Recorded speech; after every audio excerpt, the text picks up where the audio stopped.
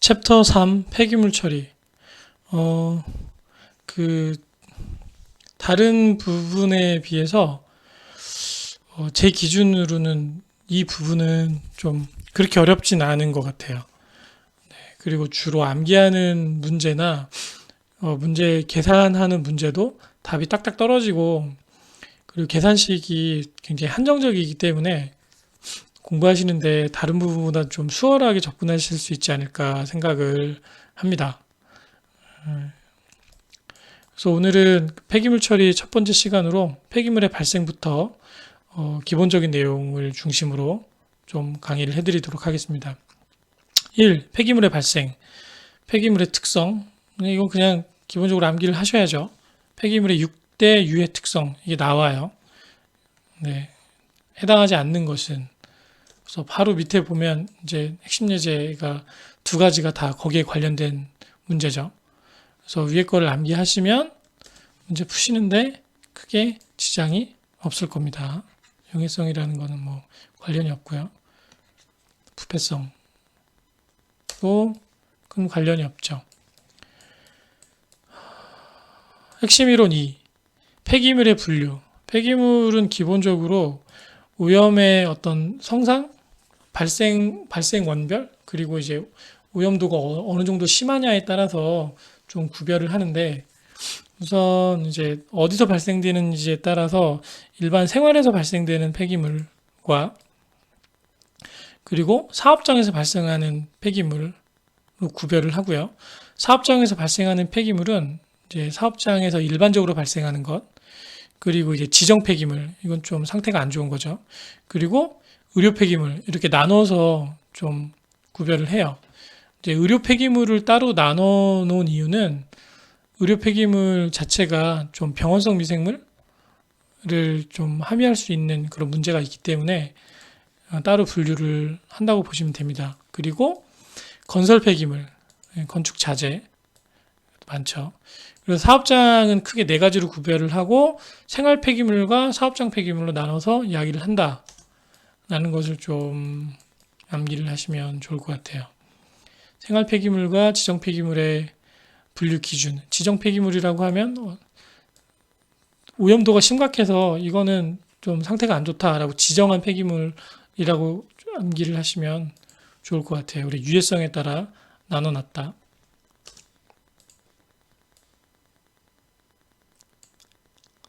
핵심 이론 03. 고용물의 함량에 따른 폐기물의 구분. 이것도 그냥 암기하셔야 됩니다. 네. 액상, 반고상, 고상. 그래서 고용물 5% 기준으로 해서 이제 5에서 15, 그다음 15 이상인 것을 이렇게 나눈다. 그냥 이렇게 똑같이 나와요. 근데 이런 문제가 시험에 많이 나옵니다, 생각보다. 그래서 암기하고 계셔야 문제 푸는데 지장이 없으십니다. 2. 폐기물의 발생. 폐기물의 발생에 대한 기본적인 설명들을 쭉 이제 구현을 내용을 담아 봤는데요. 이제 대도시가 중소도시보다 더 많고, 그다음 이제 농촌이 가장 적겠죠. 여기 이제 나와 있지는 않지만, 네. 그리고 생활 수준이 높을수록 쓰레기 발생량도 많다. 그리고 수거 빈도가 높을수록 발생량 증가한다. 네. 쓰레기통의 크기가 클수록 많아진다. 그래서 거리에 쓰레기통을 놓는 것이 좋으냐, 놓지 않는 것이 좋으냐를 굳이 따지자면 쓰레기통을 배치하지 않는 것이 쓰레기 발생을 줄이는데 네, 기여를 합니다. 그리고 이제 발생 구역은 상업지역, 주택지역, 장소에 따라 발생량과 성상이 달라진다. 아무래도 상업지역, 주택지역 또는 이제 그 공장지대 뭐 이런 데가 있으면 각각 발생되는 쓰레기의 양과 성상이 다를 수밖에 없겠죠. 네. 그리고 재활용을 어떻게 잘 하느냐에 따라서 발생량이 감소를 하죠. 쓰레기 처리의 가장 첫 번째는 발생량 저감이에요. 발생량 저감. 발생량을 줄이려면 이제 재활용을 어떻게 하느냐도 굉장히 중요하다고 말씀드릴 수 있겠습니다.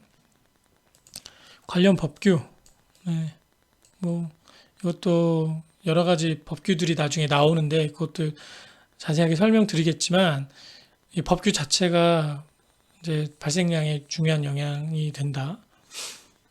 분쇄기 사용할수록 음식물 쓰레기 제한적으로 감소. 근데 분쇄기는 좀 논란의 여지가 많이 있어요. 요새 이제 그 가정에서 싱크대에 음식물 쓰레기를 모아서 버리지 않고 싱크대 안으로 집어넣으면 싱크대 밑에 설치된 분쇄기가 그거를 이제 톱니로 이제 갈아서, 네, 그리고 하수 처리장으로 보내는 그런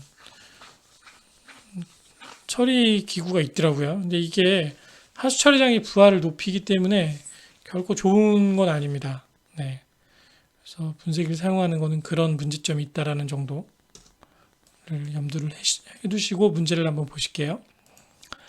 1-1 쓰레기 발생량에 영향을 미치는 요소, 거리가 먼 것은 색은 아무 상관없죠. 크기, 네, 뭐 다 관계가 있습니다. 1-2번 가장 적합한 것은 무엇이냐? 네, 많이 치워가면 많이 버립니다. 아까 이거 다 설명했죠? 네, 그래서 답은 1번입니다. 핵심 이론 공유. 폐기물 발생량의 조사 방법. 이 시험 문제 굉장히 많이 나와요. 그래서 적재 차량 계수 분석법, 차량이 몇 대인지, 직접 계근법, 직접 재는 거예요. 물질 수집법은 이제 시스템으로 유입되는 이제 물질에 물질 수지를 세워서 발생량을 추정하는 방법입니다. 이건 좀 문제가 시간하고 비용이 좀 많이 들어요. 네, 보시면 되고요.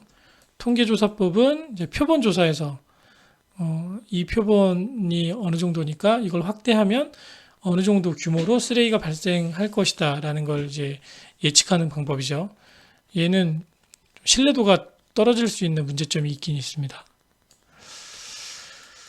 자, 문제를 보시겠습니다. 2-1번. 폐기물의 발생량 조사 방법으로 가장 거리가 먼 것은 간접계근법이라는 건 없어요. 네, 답은 3번입니다. 주로 산업 폐기물의 발생량을 추산할 때 이용하는 방법.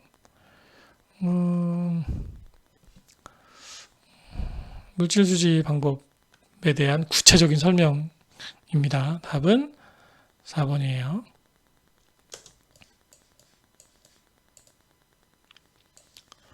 핵심 이론 03. 도시 쓰레기 발생 특성. 도시 쓰레기는 이제 식생활과 문화, 그리고 일회용품 사용과 국민 의식, 이런 그 요인으로 인해서 쓰레기 배출량의 증가가 많이 영향을 받아요. 그래서 최근에는 이제 일회용품을 사용하지 않자, 일회용품을 사용하지 말자, 그리고 플라스틱 어택이라고 해서 외국에서는 플라스틱을 전혀 사용하지 않거나 비닐을 사용하지 않는 그런 국가적인 어떤 시책, 정책을 확대하고 있는 중이고요. 우리나라도 최근에 그런 식으로 많이 활용을 하죠. 또한 생분해되는 플라스틱을 최근에 많이 활용을 합니다. 그래서 저는 이 산업이 굉장히 커질 거라고 생각해요. 지금 이미 그 다양한 분야에서 생분해 플라스틱을 활용을 하고 있는데 아마 이 산업 분야가 굉장히 확대되지 않을까라고 생각하고 기대하고 있습니다. 도시 쓰레기의 발생 특성 암기하세요. 계절건 생활 양식, 그리고 수거 운반 비용이 대부분 그 관리 비용을 차지한다. 이게 시험 문제 좀 많이 나와요. 네, 도시 쓰레기의 발생 특성에 관한 설명을 쭉 나열하고, 네, 뭐 옳은 것은 틀린 것은, 그래서 이걸 반대로 써놓거나, 또는 폐기물 관리 비용 중에 가장 많은 부분을 차지하는 것은 무엇이냐? 그럼 수거 운반, 이렇게 답을 체크하시면 되는 문제들이 출제가 많이 되고 있습니다. 매립을 많이 하죠, 아직은. 네. 근데 이게 이제 미국식이에요, 미국식. 일본은 좀 다릅니다. 일본은 소각을 많이 해요. 그래서 우리나라는 어디로 가야 될까요? 네.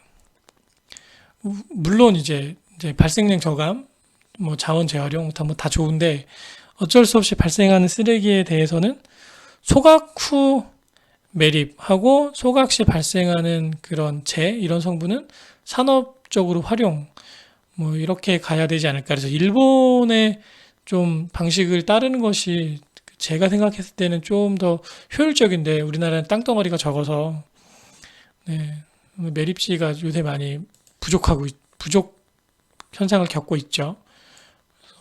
뭐, 그 정도 내용 하시고 종량제 실시 이후 재활용이 증가하였다. 네, 문제를 보시겠습니다. 도시 쓰레기 발생과 처리 특성에 관한 설명 중 옳지 않은 것은 답은 3번이죠. 소각 안 하고 대부분 매립한다고 아까 말씀드렸습니다.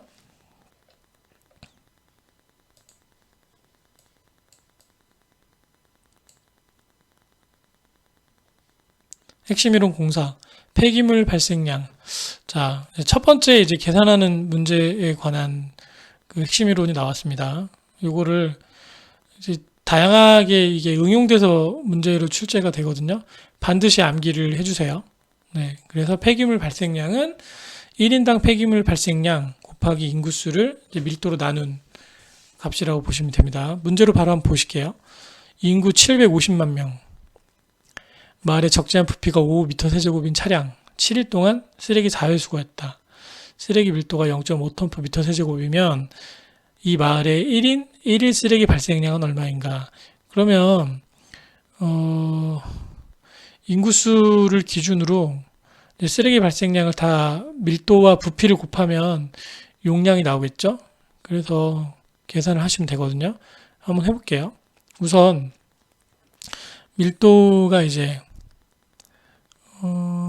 0.5톤이면 이걸 킬로그램으로 바꾸면 500kg이겠죠. 500kg per m 세제곱. 이게 적재한 부피가 몇이라고 그랬죠? 5m 세제곱. 곱하기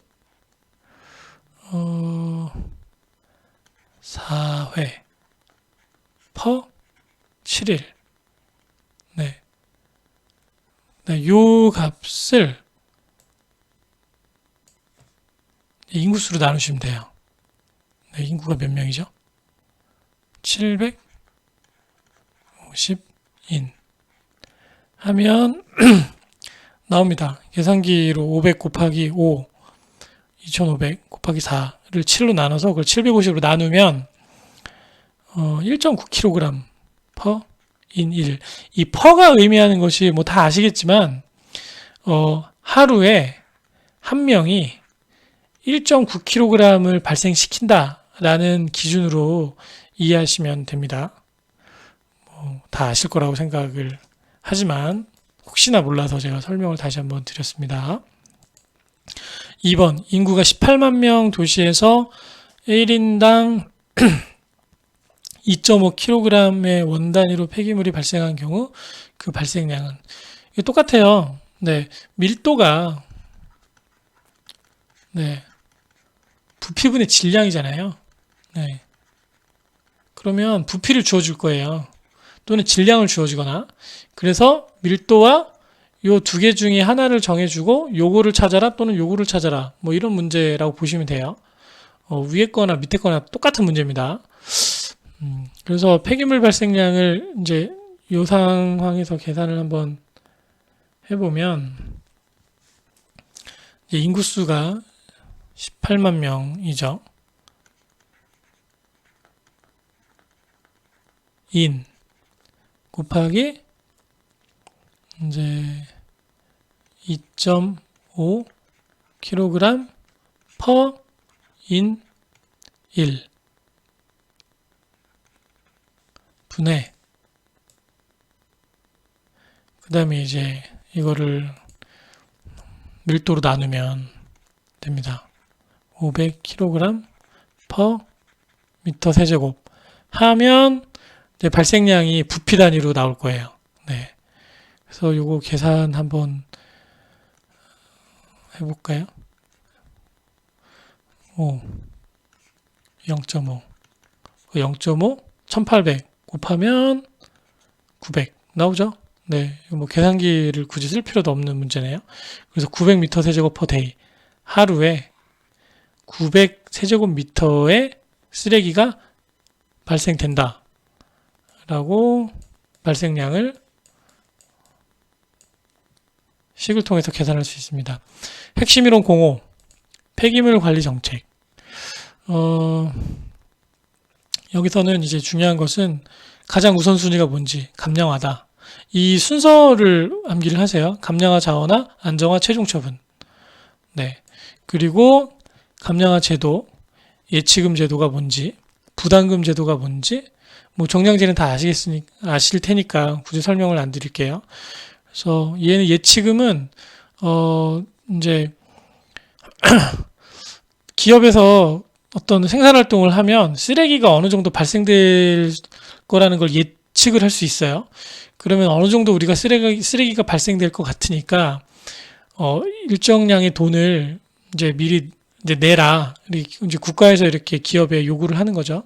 그러면 어느 정도의 돈을 미리 지불을 합니다. 네. 그리고 쓰레기를 이제 다 회수해서 처리한 후에 그 돈을 이제 다시 이제 반환해주는 제도라고 보시면 되죠. 얘는 결국에 예치금 제도를 활용하면 기업에서는 한 푼이라도 돈을 더 많이 받으려면 이제 폐기물 재활용률을 굉장히 높이거나 아니면 쓰레기 발생량을 줄여야 돈을 더 많이 받을 수 있으니까 그런 것들에 대한 그 좀 생각으로 정책을 만든 거라고 보시면 돼요. 부담금은 이제 그냥 예치금하고 좀 다르게 폐기물 배출자에게 처리 비용을 미리 이제 부담하게 하는 제도라고 보시면 됩니다. 네.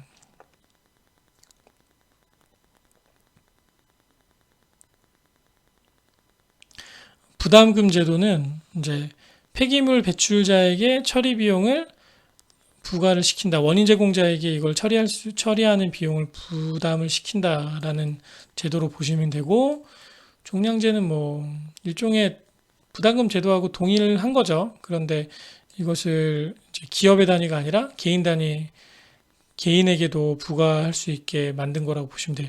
예전에 종량제 안 했을 때는 어마어마했어요. 쓰레기 배출량이. 지금 종량제 하고 나서 많이 바뀌었죠. 핵심 예제 보시겠습니다. 5-1번. 폐기물의 처리 방법 가장 우선적으로 발생 억제. 무조건 양이 적어야 됩니다. 가장 우선적으로 중점에 대해 감량화죠. 똑같은 문제라고 보시면 돼요. 폐기물의 재활용과 감량화를 도모하기 위해 실시하는 제도 거리가 먼 것은 환경영향 평가는 전혀 그런 관계가 없습니다. 환경영향 평가는 어떤 시설이나 이런 걸 지을 때 이 시설이 환경에 어떤 환경적인 피해를 줄 수 있는가를 판단을 해서 환경에 대한 피해가 크면 공사를 허가를 해주지 않는 그런 제도라고 보시면 돼요. 답은 2번입니다.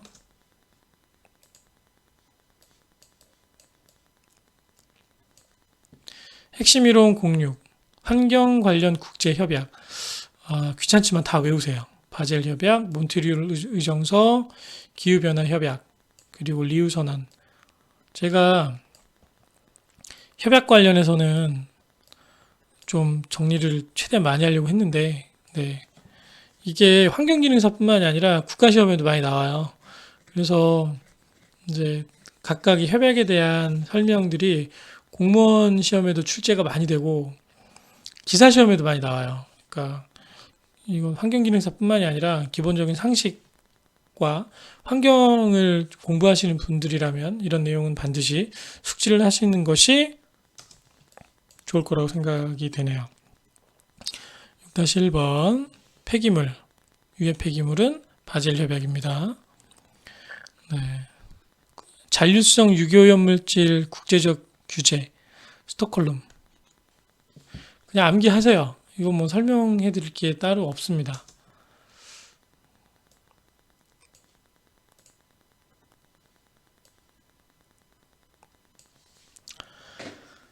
3. 수거 및 운반. 네. 아까 한번 제가 말씀드렸겠지만 수거와 운반이 이제 폐기물 처리 비용의 대부분을 차지한다고 가장 많은 비중을 차지하고 있다라고 말씀드렸죠. 그래서 이 파트에서는 그게 가장 중요하다. 그래서 가장 많은 비용 수집이다. 수집 4번 하시고요. 수거노선 결정 시 유의사항. 수거노선은 이제 아침에 새벽에 우리가 이제 출근을 하게 되면 가끔 그 쓰레기 차들이 이렇게 돌아다니면서 쓰레기를 이제 수거를 하잖아요. 그것도 방법이 있어요. 기본적인 원칙. 그래서 어떻게 하면 최소한의 에너지를 들여서 최대한의 효율을 낼 수 있는가를 정리한 것이 바로 수거 노선을 어떻게 결정하는지에 대한 그런 유의점이라고 보시면 됩니다.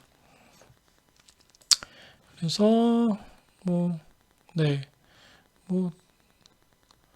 당연하죠. 네, 위에서 아래로. 그리고 출발은 차고와 가깝게. 그리고 마지막 컨테이너는 처분지와 가깝게 해서 처음 출발해서 쭉 거쳐서 마지막 컨테이너 지나서 처분지로 갈 수 있게 경제적인 측면을 고려한 방법이라고 보시면 되고요. 가능한 한 시계 방향. 우리나라 그 차량 운행 시스템이 시계 방향으로 돌아야 신호 안 받고 갈 수 있는 그런 경우가 많이 있습니다. 그래서 교통신호의 영향을 최소화하기 위해서 이렇게 하고 있다라고 보시면 되고요. 반시계 방향으로 하면 좌회전을 해야 되는 경우가 많이 있는데 시계 방향은 우측은 신호 안 받고 그냥 갈 수 있잖아요. 네. 그리고 쓰레기 많은 발생원 가장 먼저 수거한다. 한 번 간 길은 다시 가지 않는다. 반복 운행, U자, 유턴 피한다. 그래서 이거를 이제 지도를 펴고 이 도로를 지도상에서 그리고 이런 지점들 쓰레기를 수거해가는 지점들 스팟을 정해놓은 다음에 차량을 어떤 식으로 운행을 해서 이거를 수거를 하는지를 최종 노선을 정하는 거예요. 네. 문제를 한번 보실게요. 2-1번 도시 쓰레기의 수거 계획상 가장 중요시 되는 것은 수거 노선이다. 2-2번 폐기물 수거 노선을 결정할 때 고려사항으로 거리가 먼 것은 아까 설명 다 드렸죠? 네. 가장 많은 곳은 가장 먼저. 네. 답은 4번입니다.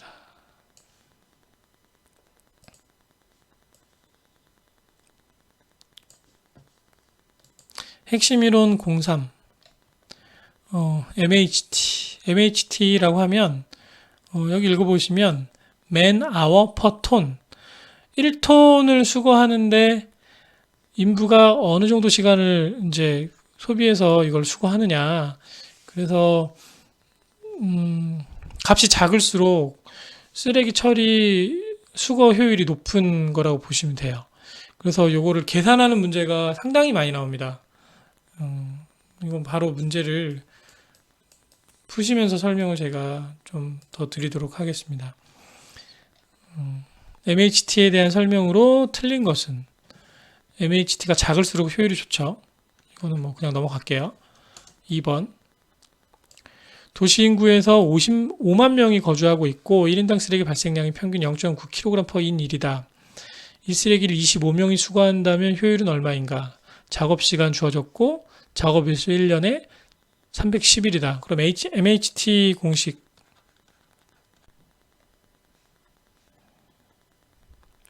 MHT 공식을 활용을 하시면요. MHT는 이제 연간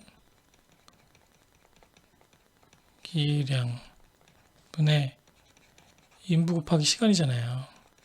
이거 넣으시면 돼요. 근데 얘를 이 위의 값을 기준으로 이제 계산을 하셔야 되거든요. 얘가 쓰레기량이 0.9kg per 인 1 곱하기 몇 명이죠? 5만 명이죠. 인 곱하기 365일 1 per year 곱하기 10의 마이너스 3 톤이 이제 킬로그램입니다. 그래서 요 계산하시면 요 값이 계산기로 한번 해보세요. 16.425 라는 값이 나올 거예요. 그러면 16.425 분의 인부가 몇 명이죠? 25명이잖아요. 25명 곱하기 시간, 작업일수가 이제 311이니까 네. 이렇게 계산하면 계산기로 했을 때 3.77이라는 MHT가 나옵니다. 답은 3번이고요. A지역의 쓰레기 수거량이 연간 350만 톤이고 5,000명이 수거한다. 수거 능력은 얼마인가? 같은 문제예요. 네, 같이 계산하시면 돼요. 네. 쓰레기 수거 인부 곱하기 시간 하시면 쓰레기량이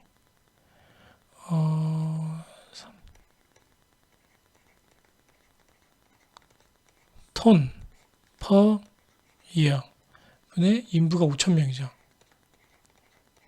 명 곱하기 얘네가 하루에 8시간씩 일한대요. 그러면 per day 곱하기 1년의 작업일수가 300일이니까 300 day per year 해서 네, 아웃 안 지워지죠. 그리고 2억 계산하면 계산기 동원해서 풀어보시기 바랍니다. 3.43 MHT 이렇게 나옵니다. 답은 2번이에요. 기본적인 계산식만 아시면 이렇게 문제 푸는 게 막 그렇게 어렵거나 그렇진 않아요. 근데 많이 풀어보셔야 돼요. 많이 풀어보셔야 좀 계산에 익숙하게 되고 문제 푸는데 어려움이 없으실 거라고 생각을 합니다. 핵심 이론 공사 운반 차량을 계산하는 문제 이거는 크게 이제 두 가지로 나눠서 시험에 많이 출제가 됩니다. 첫 번째는 이제 1회 운반하는데 얼마나 시간이 소요되느냐 또는 차량이 몇 대가 필요하냐 그것을 계산하는 문제가 나옵니다. 바로 문제를 한번 풀어볼게요.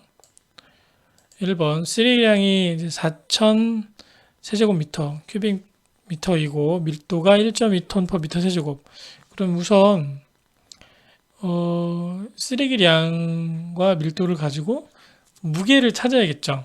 그래서 밀도는 부피분의 질량이니까 밀도의 부피를 곱하면 질량이 나와요. 그래서 톤 per 미터 세제곱 곱하기 4,000 미터 세제곱 하면 요거 없어지고 그럼 1.2톤에 4,000을 곱하면 4,800톤이잖아요. 맞나요? 네. 그러면 얘를 8톤으로 하면 그냥 계산하면 되잖아요. 네. 6판에 48이니까 600대 필요하다. 예를 들어서 이제 이게 숫자가 정수로 딱 안 떨어질 수도 있어요. 예를 들면 계산을 했는데 뭐 600.5대가 필요하다. 그럼 이거는 몇 대가 필요할까요? 601. 네. 여기에 소수점이 5가 나오던 2가 나오던 8이 나오던 여기에 소수점 자리에 뭐가 하나 붙으면 그냥 한 대가 더 필요한 겁니다. 네. 그렇게 해서 이해하시면 되고요. 인구 10만 명이 거주하고 있는 도시 1인 쓰레기 발생량이 평균 1kg. 이것도 몇 대가 필요한가를 계산하는 거죠. 10만 명인 곱하기 1kg per in 1 곱하기 이제 10의 3승 곱한 거 킬로그램 톤으로 바꾸는 단위라고 보시면 돼요. 요거 분해 그리고 4.5톤이죠. 톤. 이게 이제 트럭 대수. 요거 계산하시면 22.22 아까 말씀드렸다시피 그러면 소수점 나오니까 22대 아니라 23대가 필요하다.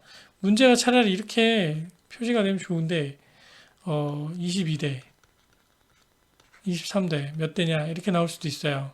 그럴 때는 소수점 이하를 버리지 마시고 아무리 적은 숫자가 나와도 처리하는데 차량 대수가 필요한 거라고 생각해서 계산하시면 됩니다.